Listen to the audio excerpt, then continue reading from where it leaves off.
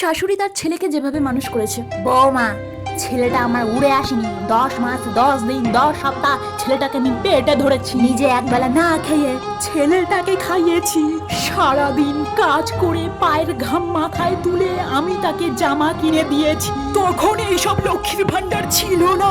SBI ব্যাংকে নিজের নিঃশ্বাস বন্ধ রেখে আমি ওকে পড়াশোনা শিখিয়েছি। আমি আমার ছেলের জন্য আমার জীবনের সবকিছু উৎসর্গ করেছি।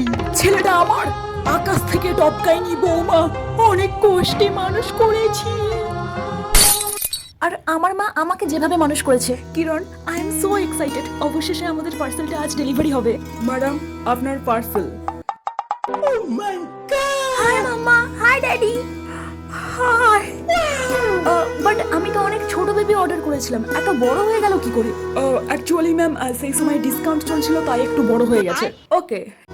এছাড়াও ম্যাম আপনার বেবির সঙ্গে বাই ওয়ান গেট ওয়ান অনেক কিছু ফ্রি আছে, যেমন আনম্যারিড থাকাকালীন আপনার বেবির খাওয়া দাওয়া, জামা কাপড়, পড়াশোনা, ন্যাপকিন, ঘুরতে যাওয়া, যাবতীয় মেকআপ, কসমেটিক সব ফ্রি আছে। সব ফ্রি। সিরিয়াসলি? তাহলে আমার তো কোনো কিছু খরচাই করতে হলো না। একদম ম্যাম, মেয়ে মানে সবকিছু ফ্রি।